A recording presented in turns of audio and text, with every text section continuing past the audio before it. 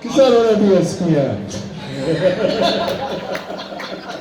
Now, obviously, working on that show, did you have any stories from your time there, or experiences that didn't make the air, things that were left on the cutting room floor, other than what you just shared with us right then? Are you kidding me? Of course.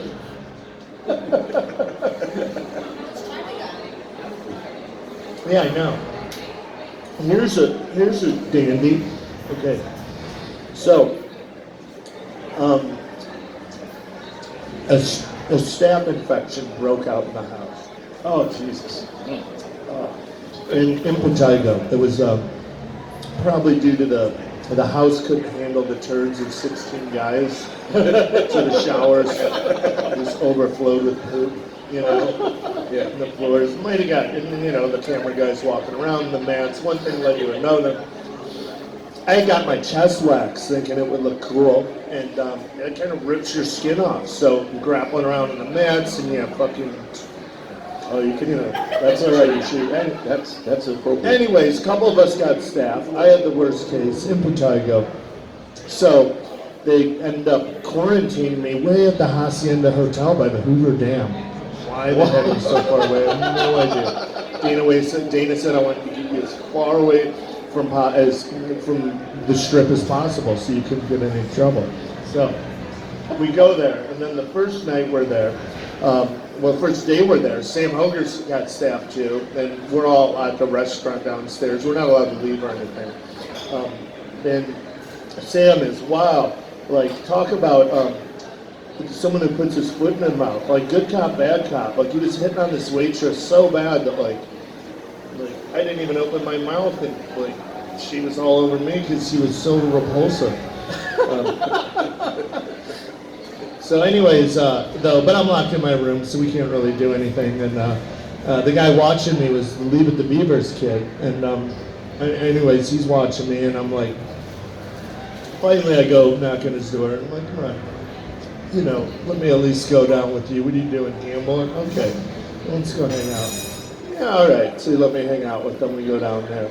And he's like, you know what, they take all our phone and wallet and anything, so we're not allowed to have money. He feels bad for me after a while. He gives me like $20 to gamble with. Before you know it, I'm up like $700, like, right? And we're like, let's go. Let's go to the strip clubs. I can't bring this money back to the house with me. Yeah. So we must have hit like every strip club in Vegas. And just had a great old time, and so much so, like, we were all out of money. All right, what was it? Why did we have to do it? But at the end of the night, we had to go by Albertsons, and he had to go, and we had to go through the garbages and find receipts for stuff he could say he had to buy for me to get reimbursed. And then he spent at the strip club. Oh, man. Right? My final memory of the evening was driving his car back to the Hacienda Hotel with him hanging out the passenger's window vomiting. Oh. We get back. Next day we get the call. We need you back at the gym immediately, you know. And keep in mind, this was the last night. I had been gone for a couple days. And we were grossly overtrained. Like, Randy Couture had us so overtrained. Like, I was so weak. I could barely walk. I was so sore.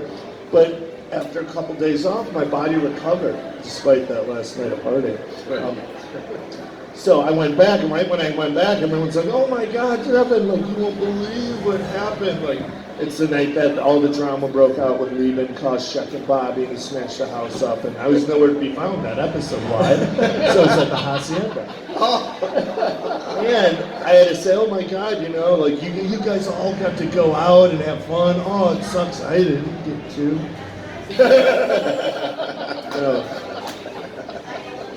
But then it was like, oh my God, you have to fight Bobby now. You have to fight Bobby. You got to break him and Koscheck up, you know, because and I was like, man, I don't have anything to do with it. But okay.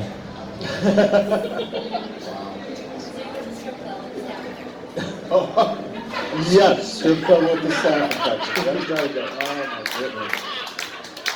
Good one, Lord. The question is, though, I had clothes on. The question is, though, were you more contagious or were they more contagious? Yeah. Yeah, in all fairness, I got a couple big antibiotic shots. It was like the third day after I'd been on it, so clothes on. It made me feel bad. Thanks, Lori. The poor stripper staff. So do you think that reality competitions are more so produced than actual, let life happen and see what happens?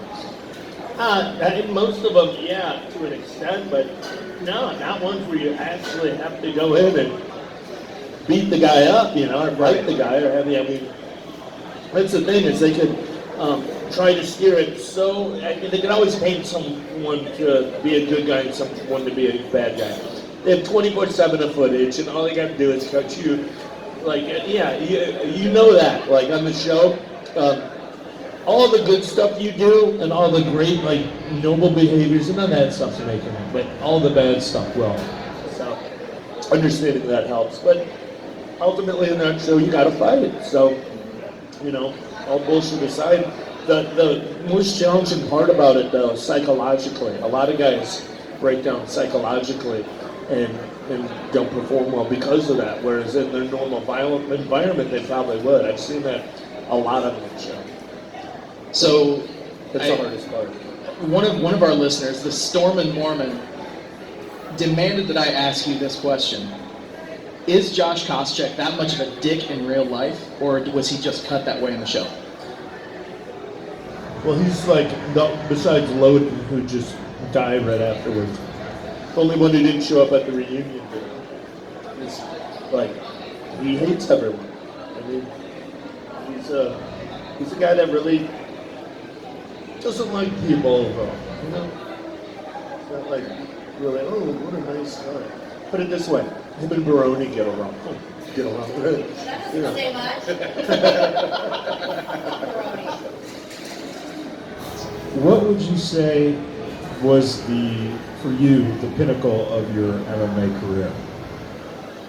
I mean, everyone knows that. The forest fight. You can't really top that one. All the stars in heavens were aligned. Dana White, who doesn't believe in God, actually was quoted saying that. Yeah. All the stars in the heavens lined up for us that night. By the way, no one can thank God after their fight, because that's a bunch of crap. What goes into your preparation in MMA as compared to going into the preparation that you're now learning in terms of pro wrestling? Pro wrestling is something you really you can practice so much in the gym, but there's nothing like a crowd. And that's where you really figure it out. You could have good technique and know how to do moves, but to really know how to tell that story and read the crowd is the art of pro wrestling. That's something that comes with repetitions. So it's definitely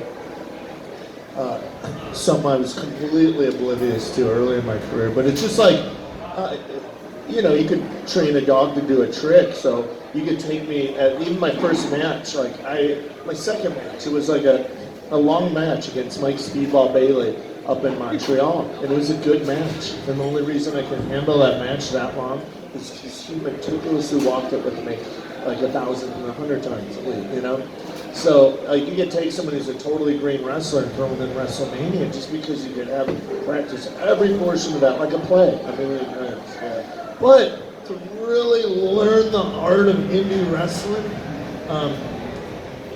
that's not what it is. It's meeting an hour before the show starts and talking backstage with the guy, and that's it. I mean, that's your preparation. So, this last match went pretty well because he got there early, and we were able to talk for a while. Other matches of mine haven't went well, where the guy was late, or the guy said, "Hey, we walked it once or twice, and that's enough. Don't worry about it." But I mean, I think the real art of pro wrestling is where you can't rehearse it a million times, and you can kind of get in there on the fly after just, you know. I mean, I hear old stories of like Eddie Guerrero and that, how he'd scare guys by purposely being late, not letting them call or walk the match. So you had to do it every minute, but like trying guys' nuts. That's pro wrestling. Definitely, man. And so in MMA, you used to say that once you started bleeding, that's when the American Psycho came out in the fight. Is it the same in the squared circle? I mean, I'm not a big fan of, like, me personally, if guys want to do that to themselves, I will watch it and be entertained, but I have no desire to mutilate myself. Like, I've had more stitches than Frankenstein. It's going to happen out there organically, and, you know, it really will. It's, and, like, so I'm not, no, I'm not, like, all about the blood, to be honest with you. I mean, and I had to be all about it fighting because I had no choice. Right. I hated getting stitched, man. I'm sick of it. No, I'm not going to be cutting myself a lot. Yeah. What is it for someone who's never had that happen, who never had to have stitches in their life?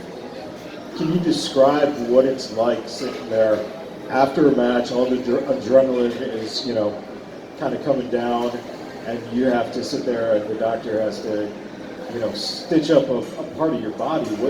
What is going through your head, man? I mean, no big deal. No big deal. Had that hundreds of times before. But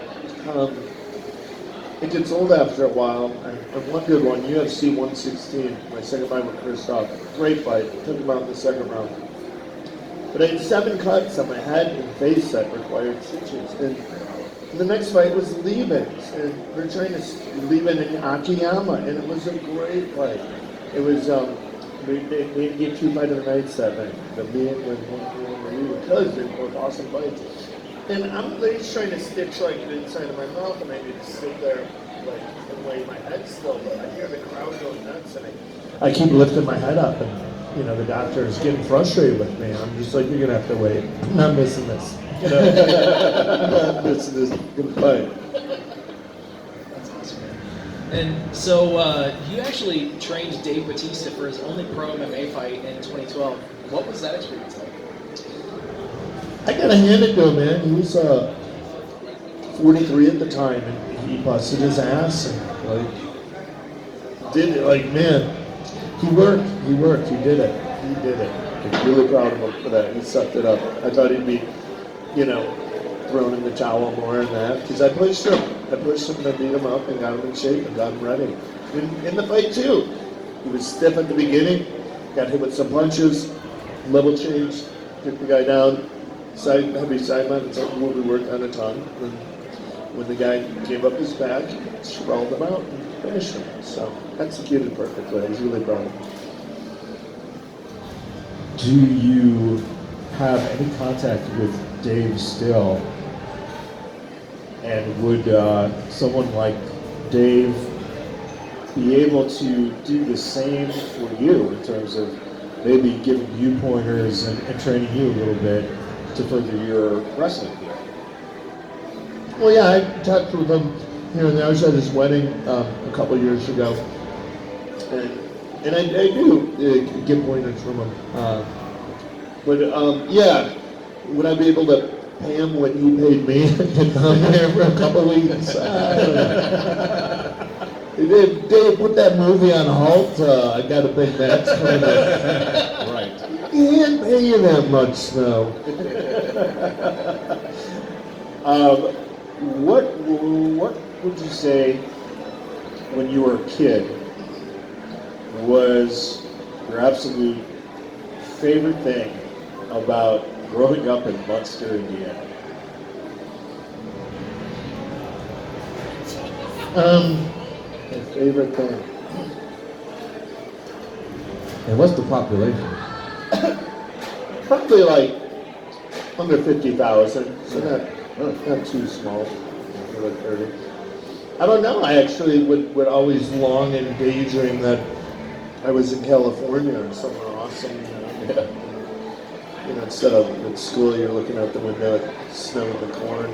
Like, yeah, I imagine the ocean and the waves and girls in bikinis and that sort of thing. Instead of ADD. And so obviously, did you grow up a pro wrestling family? Yes. Awesome. This was I couldn't have been but 10 years old. We were at church, and we had to go around and said what we wanted to be when we grew up. And I said a professional wrestler. And the teacher said that was unacceptable, that I had to pick a real job. And I don't know what I said, maybe a dentist or something like that. But anyways, then we were playing Mercy with the other kid. The kid was bigger, stronger than me, and he was beating me, but there's no way I was going to say Mercy. So I kneed him in the balls hard. And he went down, and it was such a big deal. He's crying and rolling around, and I got in a lot of trouble for that. It's funny you say that, because I read that story about you saying that you wanted to be a professional wrestler.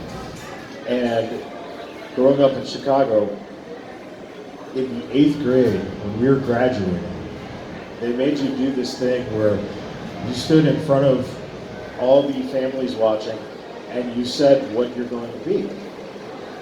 So I started with, and we had to run it past the teacher at first, of course, and I said I want to be a drug addict.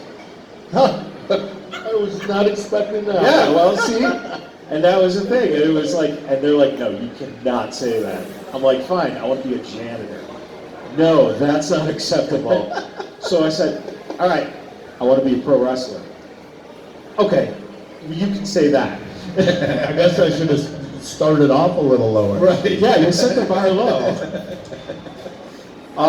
But, that's remarkable in terms of you being at a young age, being able to say something like that.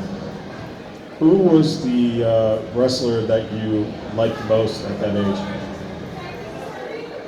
I'll just go through kind of the ones that influenced me a lot. Like Ricky Steamboat, I met him and shook his hand. I loved the Macho Man flying off the top rope. I always knew I'd be doing that someday. Like the Hogan, the way he flexed in the ring after a win, boom. Like, yes. I knew that I'd do that in the UFC someday. And then, Ultimate Warrior press slamming guys. It's just really impressive, And then when I rare occasions, I'd see the Road Warriors go out there. You just knew that those guys would really kick the shit out of any of those other tag teams they were in there with.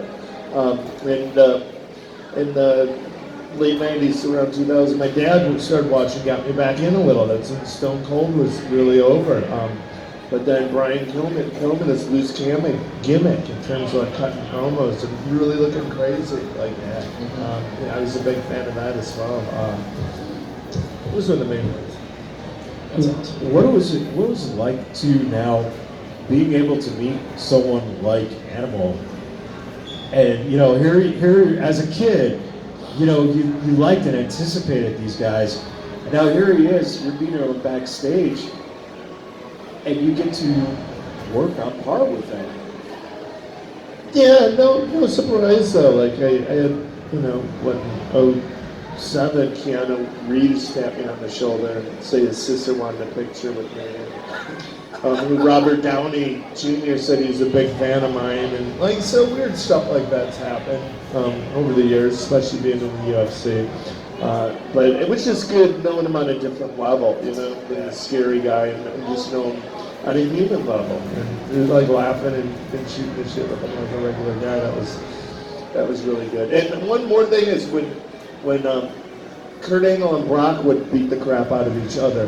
I really enjoyed the violence. You could tell, oh man, they were rough,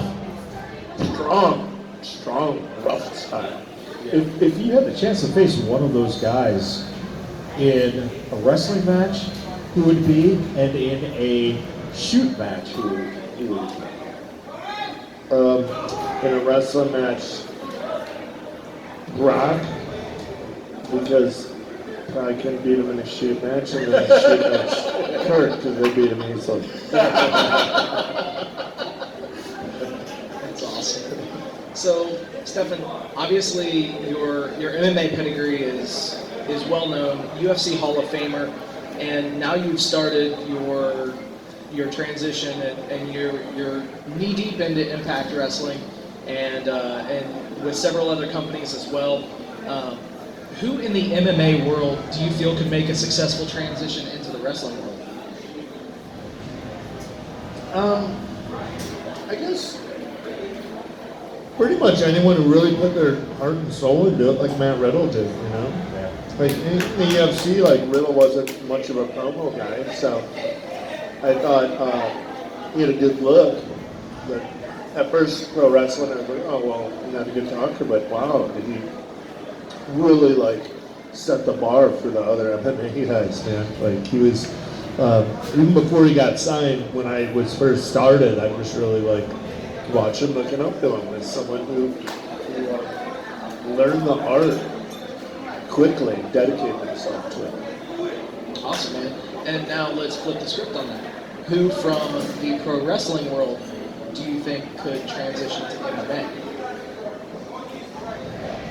Well, if he could make 265 Braun Strowman. That would be a sight. But That would be a sight. how much does he weigh? Oh God, he's got to be 3 something. Yeah. Yeah, so it'll have to be like a super heavyweight fight somewhere else. Yeah, just open weight fight. Him and Brock. Come on. Yeah, there you go. I think that there is money in that, you know. It's amazing. Yeah. Oh, yeah. I'd buy it. Hell yeah. Is there anyone that you haven't fought MMA with that you would ever be interested in fighting? No. Yeah. I might as well just say it. Before the Tito fight, some kid showed up on my MRI that you're fine, you're good. And then it was actually afterwards that I was looking through it, and it was an abnormality. Cavum septum pellucidum. And it wasn't on the previous MRI 10 years ago. And it's linked with pugilistic dementia and CTE. But apparently, since it is normal in like a small, tiny bit of the population, like people with Down syndrome, that it was like it wasn't like something that you're not allowed to fight over. But like, yeah, it just no one even cared. But I don't need to be getting hit in my head anymore. I mean, it took me a long while after retiring to where I could just sleep for more than an hour.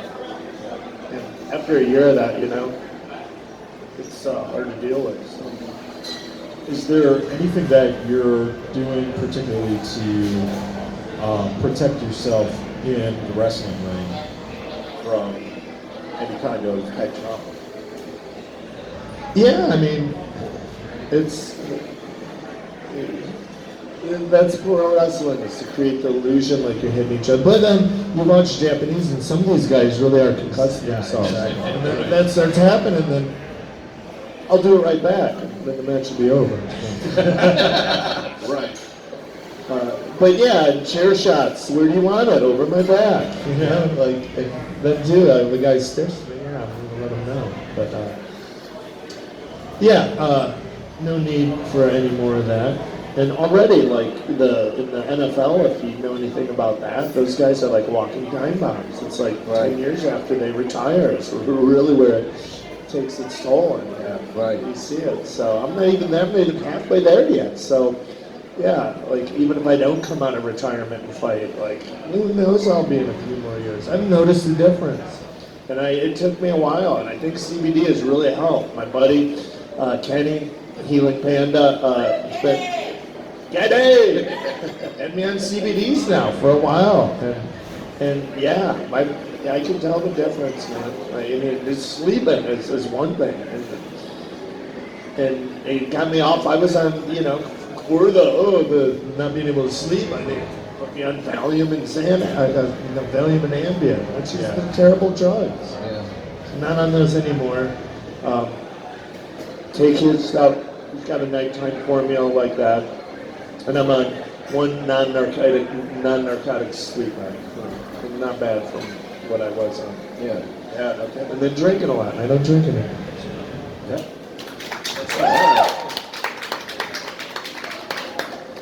As he says that in a bar. Yeah, it's gonna be around. You know, it's got to be around. That's part of life. Yeah. Yes, can't push it away. So, in your brief career In pro wrestling. is there So far, a match that stuck out to you that you feel that was firing on all cylinders? Yeah, honestly, I felt like that second match ever with Speedball Bailey in Montreal at IWS is like that, and then this last match with Logan, I always want to call him Logan Clark. Logan. Well, shout out to Logan in Indiana. Man. As he's got to look up the name. Right. So Mark goes up, brother? That's all right. So, now there seems to be a blurring of the lines between MMA and pro wrestling, especially in recent years.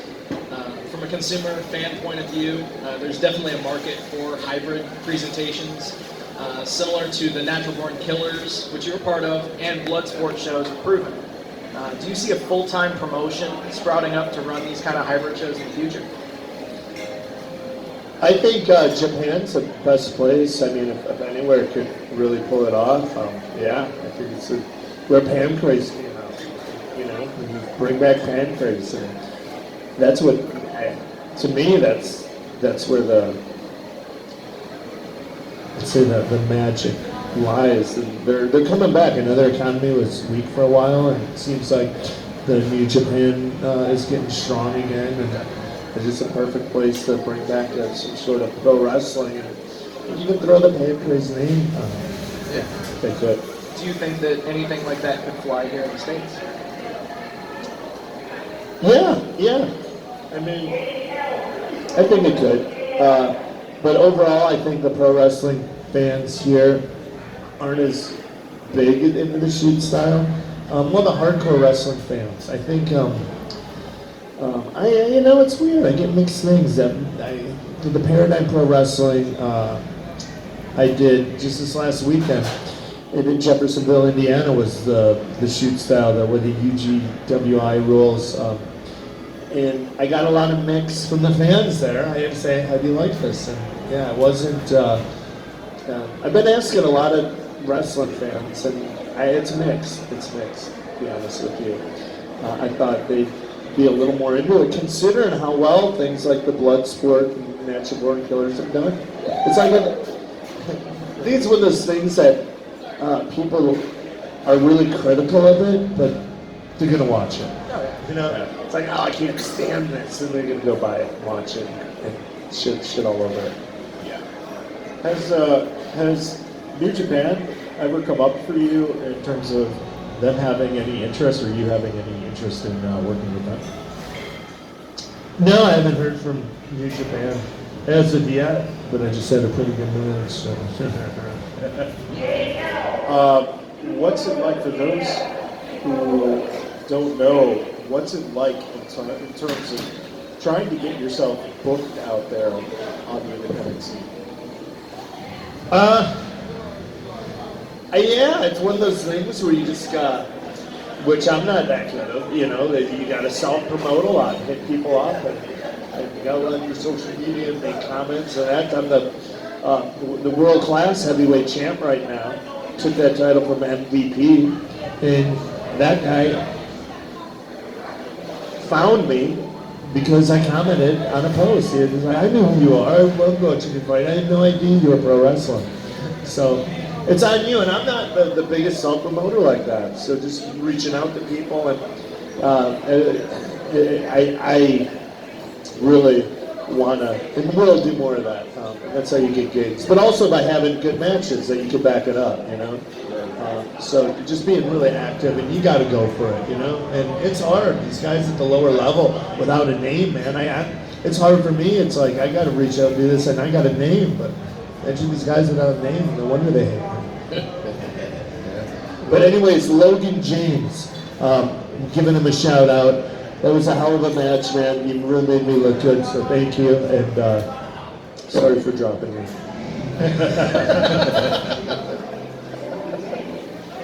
Going to MVP, what was it like for you to actually, at this point in your career, which is still fairly early, to get a title? What kind of, what does that show you in terms of where you can go?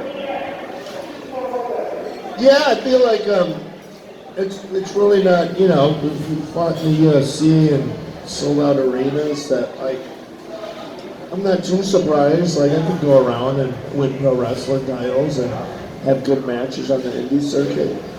Despite, my age and experience level, I'm pretty confident in it. So it was cool though that MVP, put me over like that, especially being this green. And it was true, I was injured. I had a torn pec, so I couldn't do much. And it worked though. We pulled it off to where it was a quick match where he got a couple pin attempts on me that I kicked out and said, like, okay, we'll make this fair. I'm not allowed to strike. Well, before the match, I'm not allowed to strike. We'll just do wrestling only, just submission, just wrestling. And then, of course, heel, I cheat. The ref's not looking, strike him and choke him. But it worked, considering I couldn't do too much. Is that one of the best allures of wrestling for you? Is the actual storytelling of being able to work with someone to entertain people? Yeah, that's what you're out there doing, telling a story. And that's another thing you just remind me of from that last story, is that if you do have an injury, you're collaborating with your opponent, You're not fighting with them on everything. So you can say, hey, man, this is hurt. Like, let's work around it. And it's really, I was worried at first. Oh my God, how am I going to wrestle? I have this bad injury. But, like, that's the beauty of pro wrestling. That you could, I thought too, we'll have to injure it in the ring and then I'll play around and, and have to show. But no, like, the fans didn't even know I was injured. That's how. And that's something too. I was like, that really blew my mind. I go, for sure we're gonna have to, hurt it in the match and then act injured, but then we just worked around it. It's really amazing. What's Dana White like as a boss, and do you think that Dana has what would be comparative if you were signed by WWE? Do you think you could work for a Vince McMahon because you worked for Dana White? Oh, no way. I get fired so fast. Yeah, I mean, come on. If I could, like, I can't be UFC. I had it made. I guaranteed tenure for life here at camp. So there's no way I'd last.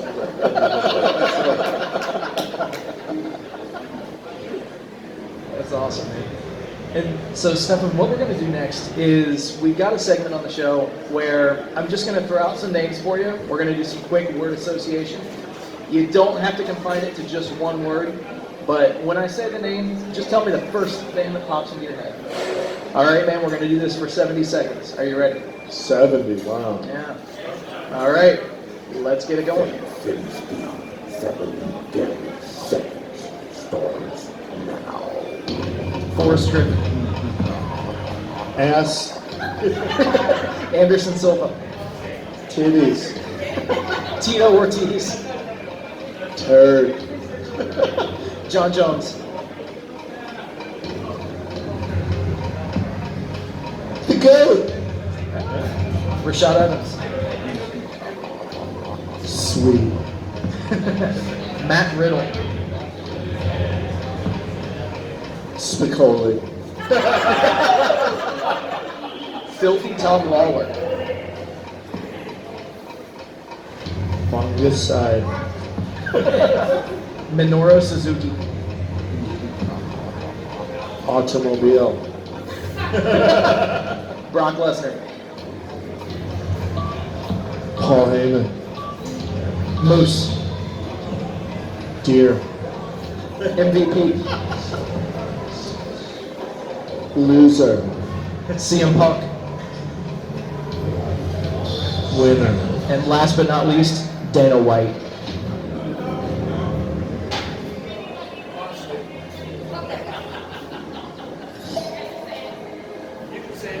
You can say it. Satan.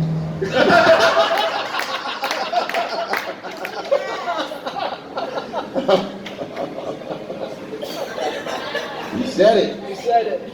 Well, with that being said, we'll open up the mic. Any audience members have any questions, please come on up and let's ask any questions. Come on. We got a microphone right here, hot and ready for you. Come on. Don't be afraid. Don't make us take the microphone. If we got enough wire to, lock the microphone to you. All right, I got one for you, Stephan. Oh, all right. In your independent career, who are you looking forward to most locking up with? I'd have to say, could be Tom Lawler. Because I competed with him in a physique contest, and I still have his pants. I do. and after winning, he stink palmed me pretty good in the locker room. Wiped his ass with his hand and congratulated me. So he got me good, and I owe him one. Yeah, you do. Most definitely.